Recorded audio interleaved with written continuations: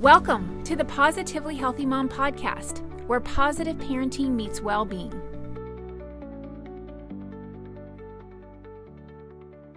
Hello, everyone. Welcome to today's episode of the Positively Healthy Mom. I'm so excited today to introduce to you Shellee Howard, who is a founder and hold on, I lost your title. I was going to have you do it, but a founder and CEO of College Ready and a Certified Independent College Strategist who helps families navigate the college admissions process with a proven, personalized approach. So Shelly, why don't you tell us, that was a mouthful. What does that mean? What do you do?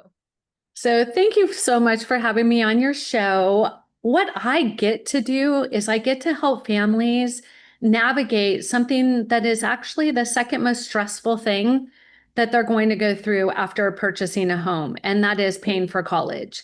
So what I get to do is work with middle school and high school students and their families to help them find the perfect academic, social, and financial university to get the best return on investment of their education and actually leave college with a job waiting for them. Because most people focus on, let's just talk about getting in. I also talk about, well, what happens when you get out? What does that look like? So our focus at College Ready is really helping your student find their core values, their gifts, their talents, what they advocate for, because life is going to be so much easier when they adult if they have that information going into college and let that navigate the direction through college into when they actually get a career. I love that kind of long-term thinking, right? Because it is, like you said, a huge investment. And the last thing we want to do is go broke putting our kids through college and then have them, sitting home afterwards. We don't want them coming back. We want to send them out. So as far as today's conversation, I mean, gosh, there is so much. And as I explained when we met, I have a senior daughter in high school right now. So we are like in this process. I also have two other high schoolers, a freshman and a sophomore, and a middle schooler. And so, these younger kids are watching what she's going through with the essays and the applications, and we've done the visits, and our heads are just spinning, right? And at one point I said to her, honey, it's going to work out, right? Like you're going to get in some place, you're going to be happy with where you're getting in. I said, what's going on? Like, why are you so overwhelmed? And she goes, well, everybody else is stressed out, so I'm stressed. That's so genuine.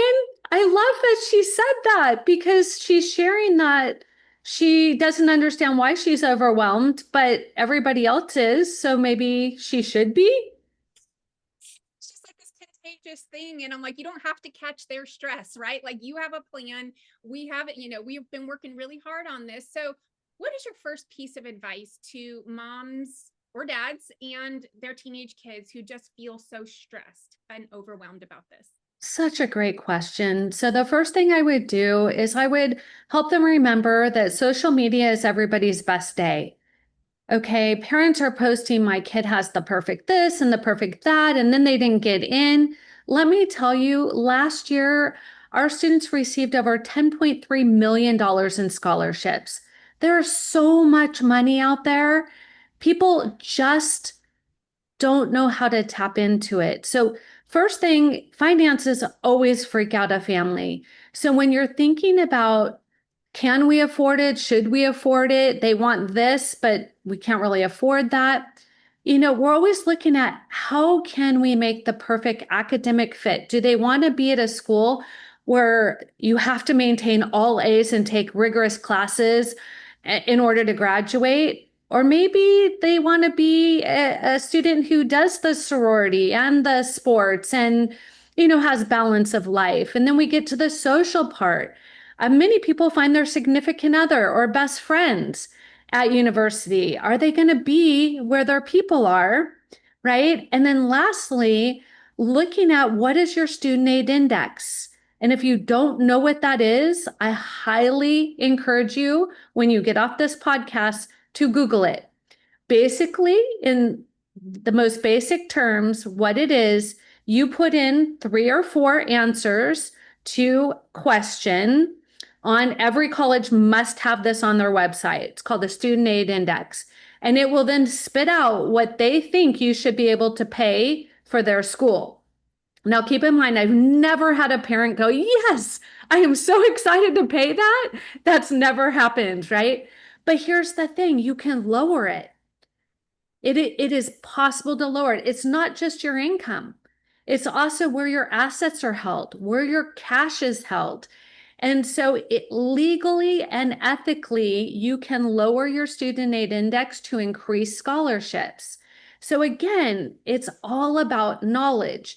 So finding the perfect match school, by far the hardest part in this process.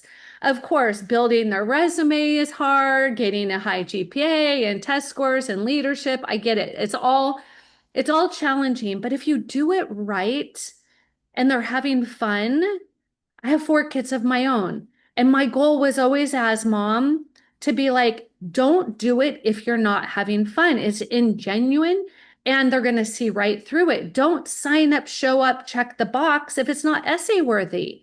Don't waste your time. So, in full answer to that, it really comes down to knowing your child. Are they going to lead this? Because parents, I'm going to be honest, it has changed significantly since you went to college. At least for me, I filled out 2 applications. I typed it on a typewriter. I put on a postage stamp. I hoped that it would actually get to admissions, right?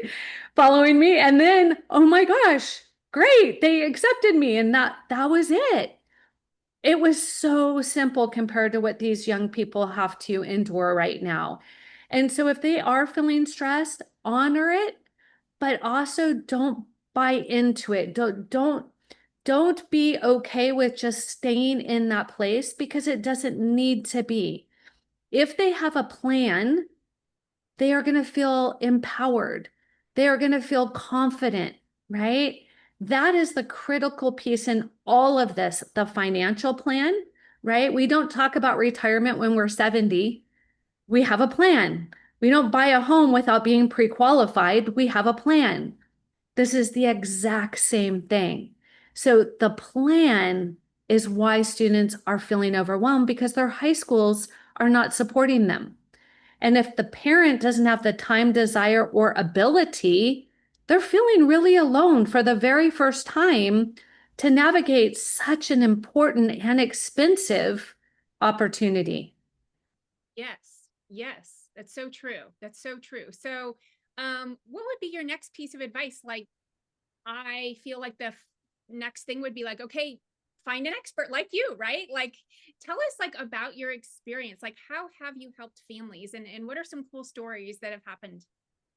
Well, I think my favorite story is the first story because I never set out to be a college admissions strategist. That's not what I thought my plan was, right? My best plan, and everybody laughed. But my son, my firstborn, he came home from middle school, and he's like, "Mom, I know exactly where I want to go to college and I know exactly what I want to major in. Can you help me?"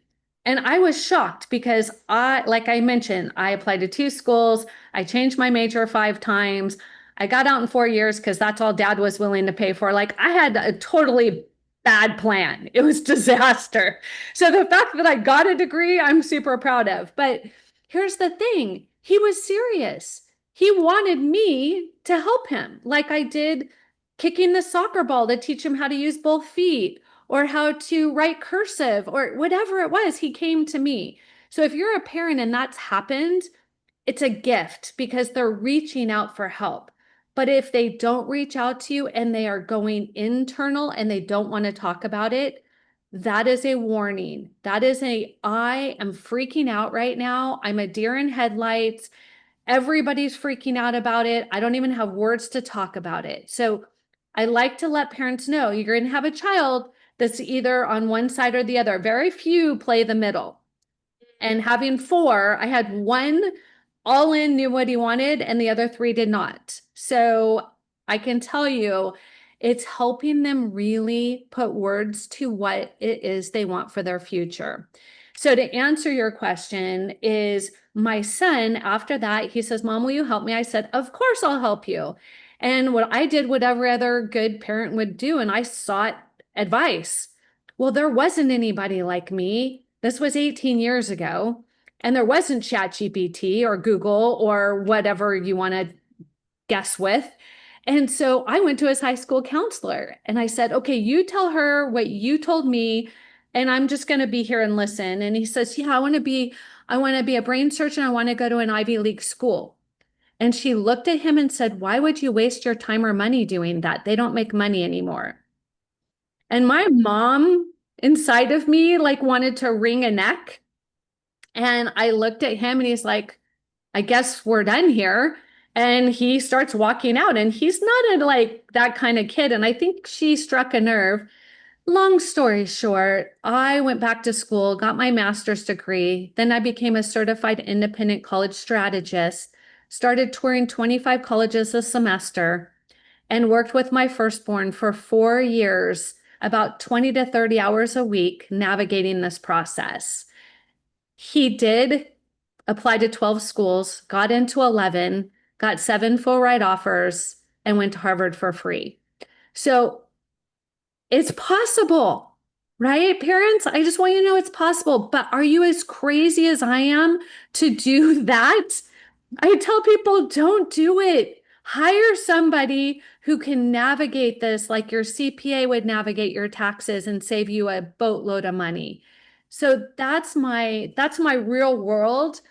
With my other three, I actually paid one of my consultants to tell them what I would tell them because they weren't as compliant as my firstborn. And they didn't really think I knew what I was talking about. So I know what that feels like, mamas and dads, because sometimes you may say brilliant stuff, and what they hear is wah, wah, wah, wah, and go pick up your clothes off the floor, right? So it's sometimes hard to deliver this because they know you're not an expert. Yeah. Yeah. That's so true. So how would you advise parents or guide parents, to get started? Because I remember what my daughter and I did was, and first of all, we do have someone that is helping us. We have an outside person. I was not going to even begin this process without some help. So I am fully on board with hiring some outside help. But one of the things that we did just on our own was look at a map of the United States. And we just kind of started to cross things out and highlight things as far as like where she even wants to be. So how do you start the process when you are working with your clients? Like where do you begin? So we actually start with the student because if you have more than one child, you know they're all unique. You cannot treat them the same at all. So we first get to know the student. We get to know what's important to them, what gets them excited. We want to know their core values, their gifts, their talents, what they advocate for, because it's not just fitting a square peg in a round hole, right? If you just apply to a school because of the name or the football team or whatever, it's not going to be the right fit. So we start with who is that child? Then we do assessments that are high school based assessments, and we help them to get clear about what are those things they're just gifted at. Everybody's got that thing. And then those things that maybe are not that good for them. And we need to figure out how do we minimize that. The next thing we do is we talk about careers. So based on what we learn, we help them by giving them, here are some amazing careers that we'd like to talk about. And they're like, I've never even heard of some of these because they're new. They could be AI, they could be tech, they could be whatever. And then we give them resources. Then we talk about how much money they'll make right out of college and 5 years out of college, and if AI will take over that job in 4 years. So we're taking them all the way out and then bringing them all the way back in because it allows them to do some self evaluation. And if they're truly not sure, we encourage them to do community service in something they think they want to do. If they want to be a vet, they need to spend time in a kennel cleaning up after them, right? So putting them in opportunities where they're helping another person and really finding out about themselves is a very strong way to find out, yes, I still like that, or no, I really don't want to work that hard. Or they don't make enough money. Students will be like, yes, $30,000. I'm like, oh no. So we have to kind of help them because we do a great job as parents, kind of protecting them from all of that. And now we're trying to help them to adults without them even understanding what it costs to live on the street next to their parents. That's a big thing. They think that life will continue as we know it. And if they pick the wrong career, that is not going to happen, especially if they go into debt or marry somebody who has debt or double debt. Yeah. Yeah, that's big. I mean, it's so true. So getting back into that, like, how do you minimize that debt? Like, what are your, you talked about this, the index thing. What other tools or tips can you give us? So the first thing is, if you don't know your student aid index, I would encourage you to go to collegereadyplan.info, and I can meet with you for 30 minutes and I can guide you through that process. It is intimidating. It's a bit like doing like TurboTax, where you're like, I don't know what they're really asking me, Shelly. So that would be the first thing. If you are confident in your numbers, you can go to any school's website. I know we were talking, your daughter's considering University of Alabama. My daughter went there. We went on University of Alabama's website on the financial aid page. It says, learn your student aid index, learn how much it's going to cost you to go to University of Alabama. It legally has to be on every college website in the US. It's mandated. So that's an option. Costs you nothing but your time. So you put in the information, make sure that you put it in exactly what they're asking, and then it's going to pop up a number and you're going to look at that and go, there is absolutely no way I can pay that. I have other children, I have other responsibilities, and then the reality hits of now what? So you can either pick the most generous colleges to drive down the cost. You can get outside scholarships, right? You can look at, right now there's a $10,000 scholarship if you're a vegan. The Coca-Cola scholarships were $25,000 a year. That's one my son got. There are a lot of great scholarships, but don't chase the $50, the $100. It will burn them out, and it's really a bait and switch. They're just trying to get your information to refinance your house or sell you a new car. So just be really careful with that. But it really comes down to your college list. Your reach schools are going to be the dream. If they get in, don't think they're going to get a lot of money, okay? Because it's a reach. The comfort, they should get a nice chunk of money. The safety, they should get a boatload of money. So it's mentally helping your family navigate what does that look like. Here's a perfect example. Your high school counselor has no idea how much your family can or cannot afford. That's why so many families are in debt, because they say, oh, you're good at math, go to MIT. Well, yay, they got into MIT, but they didn't get a dime from MIT. So now they take on all these massive loans. Was that the best thing for that family? Depends if they want to go on and get their MBA or PhD, or you know what I'm saying? Like, you have to look at the whole scope of what the return on investment is, not just get caught up in the emotion of roll tide. Yeah. I love it. That's so true. And yeah, with multiple kids, right? It's like you get all excited probably with the first child. I know that's kind of where we're at right now, but then, by the time you get to second or third or fourth, you're like, oh gosh, maybe we overdid it the first time around, and then you scale back, and then you end up feel guilty later. So the whole thing, I think it's great to have that strategy going into it. So that way you can kind of plan for multiple siblings or whatever that might be.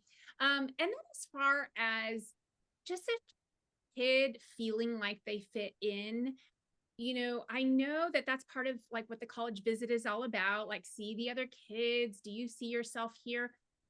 But what do you say to a student if they're just not sure? Like they see it and they see like the stereotype. I think that's where a lot of like the social media is coming into play, where it creates a stereotype of the school.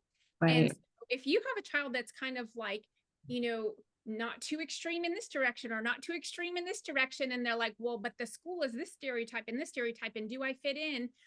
How do you navigate just like those emotions and having that child? Because the last thing I want personally I'm never going to give my child any advice because I want it to be her decision. I can give like my opinion if she asks, but I'm never going to tell her what to do because I know that someday, and I'll tell you a side note, my younger sister was really frustrated for a while with my mom for years because she wanted to go to a certain school. My mom thought it was too far away.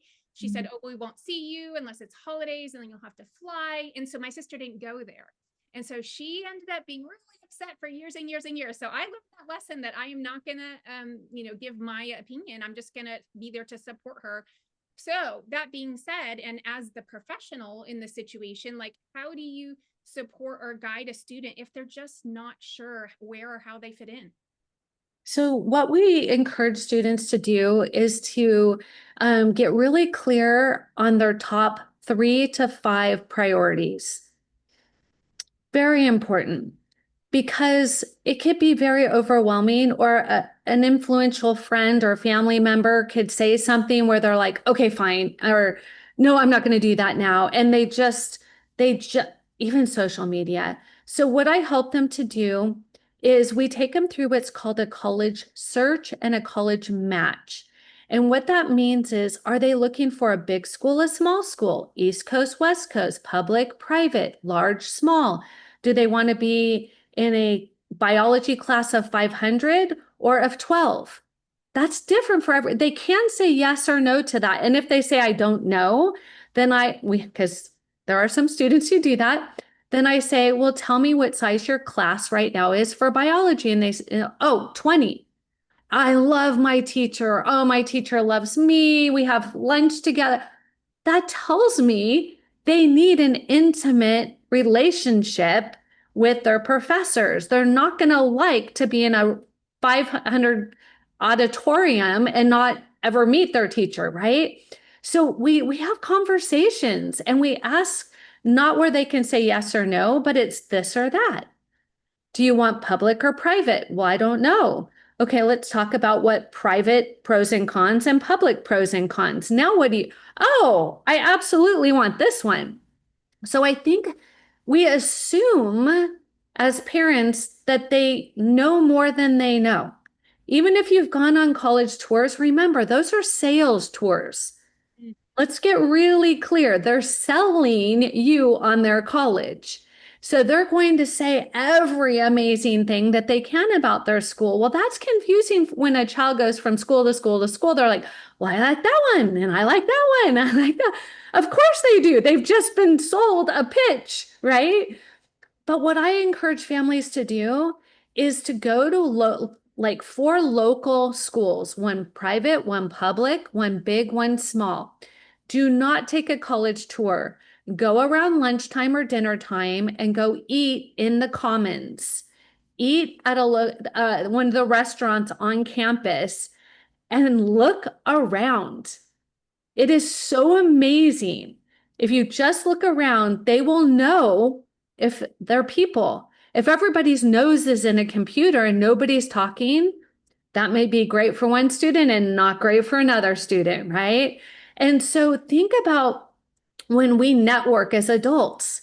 We know when we walk in if there are people or if they're not our people. And students do know that.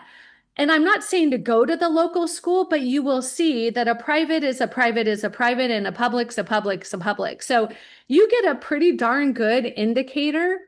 The other thing is just let them talk about what they learned on the college tour that they went on. Are they just regurgitating what they learned, the pitch? Or are they saying, that dorm room was kind of like shabby. Like it was a kind of smelly, kind of old. And you're like, oh, okay, now that's something as an adult you might have not have picked up. You were talking to somebody, but if that means something, there's a social cue there. They're concerned about living with multiple people sharing a dirty bathroom versus living in a suite, sharing a little kitchen, right? These are some of the things that are going to help your child make that adjustment. University of Alabama, just a plug, my daughter did live 3-bedroom. They all had their own room with a kitchenette, and they're still all 3 best friends. Yeah. That's awesome. So, you know what I'm saying? Like, where my son, he had a tiny little place at Harvard, and I think they had six and one bathroom for six guys, and it was not pretty. So when I visited, he's like, no, you can't go in there.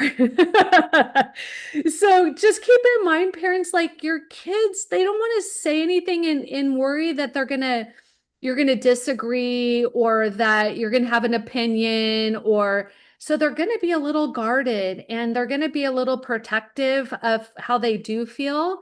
So just kind of have those really easy conversations about what was your favorite thing on that visit, and they say, oh, it's the waterfall in front. You're like, okie dokie. So just pick up on, was it the student, the professor? Was it the subject? What was the thing? And that'll give you a really good insight into what is a good fit for them. Yeah. Okay. One more question about just the idea of after college and having a career.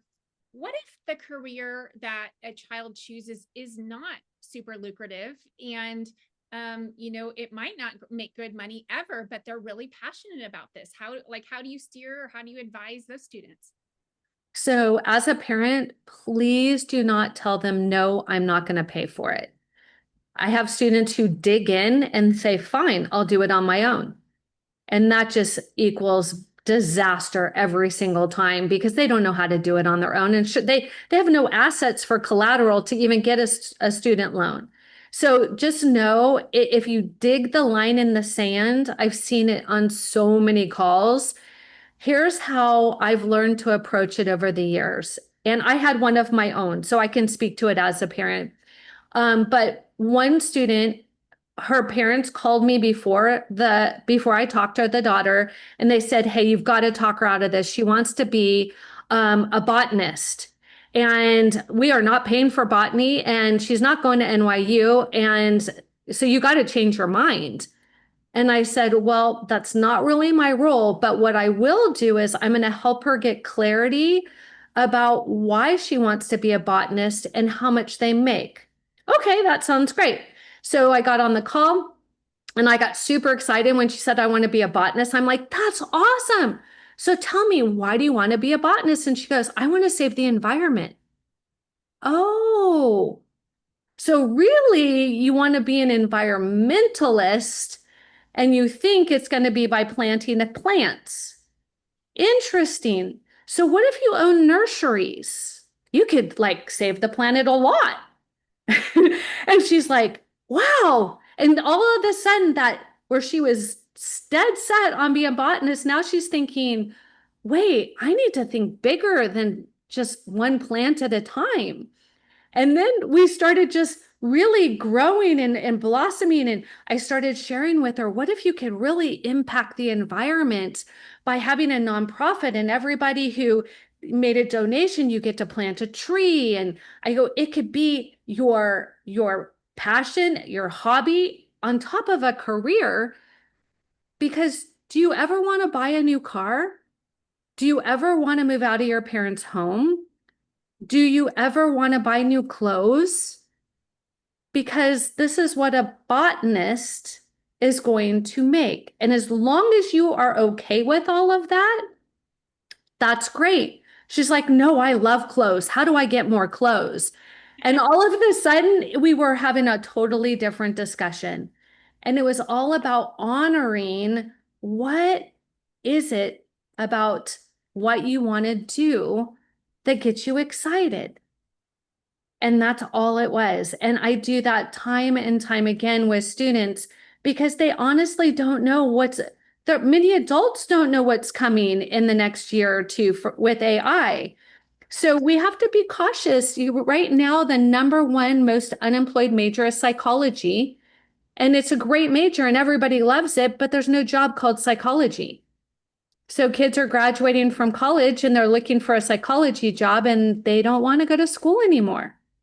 And now they're in that position of, I wish I would have planned better. So helping your child see beyond college is so critical. Also, if your student transfers from one college to another, you can add $100,000 to the bottom line. Oh, really? And all new friends and the emotion and all of that that goes along with it.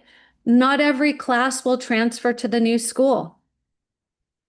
And therefore, you're going to have to take more classes and it's going to take longer. So the best thing I can help you parents, I have two best-selling books. One is How to Send Your Student to College Without Losing Your Mind or Your Money.